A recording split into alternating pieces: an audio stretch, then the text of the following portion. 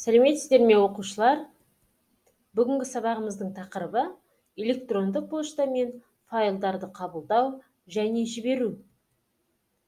Балалар, алдымен ойланайық. Интернет арқылы деректермен қалай алмасамыз? Дерек алмасатын қандай желілерді білесіңдер? Жақсы, бүгінгі сабақта үйренетініміз интернет арқылы деректерді қабылдау және жіберу үшін файлдар мен бумаларды құру және жою. Алдымен есімізге сақтайық. Электронды пошта хаттан басқа сурет, видео жазбаларды, дыбыс, программа, тағы басқа ақпарат түрлерінде тасымалдай алады.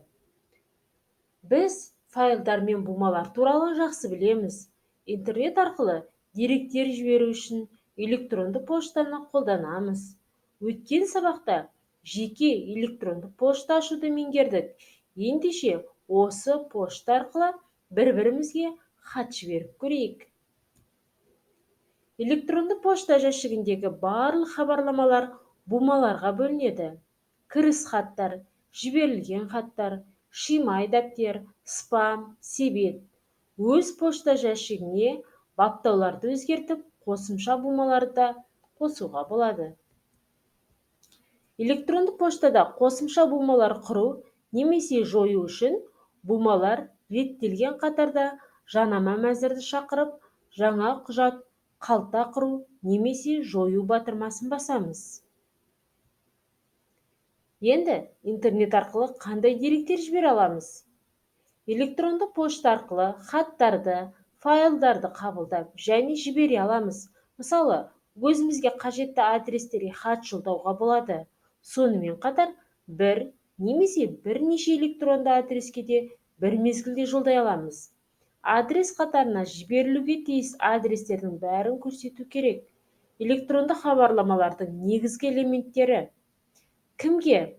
Қабылдап алушының электронды адресі, тақырып, қабылдап алушыға жіберілетін хаттың тақырыбы, жазылатын өріс. Хабарлама немесе файл жіберу үшін поштаға кірген кезде сол жақ бөлігінде орналасқан бумалар қатарында тұрған хат жазу батырмасын басамыз. Балалар, біле жүрейік, тегін пошта жәшігін көптеген интернет порталдарда ашуға болады. Міне қызық балалар, ағылшын тілінде мына белгі әдетте коммерциялық деп аталады. Шведтер көлденең, италиялықтар кішкентай ұлпа дейді. Басқа тілдерде бұл символдарды жануарлармен де байланысты көптеген атаулармен сипаттау жолдарын тапты.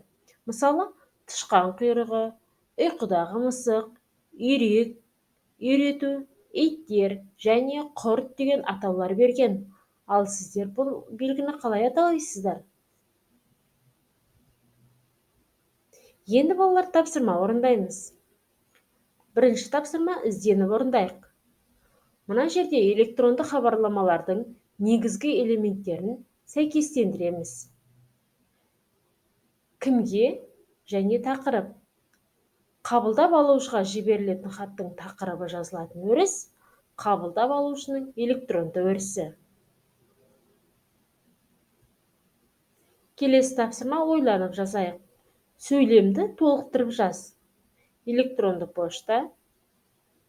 Электронды поштада қосымша бумалар құру үшін толықтырамыз. Енді жасырын сөзді табайық.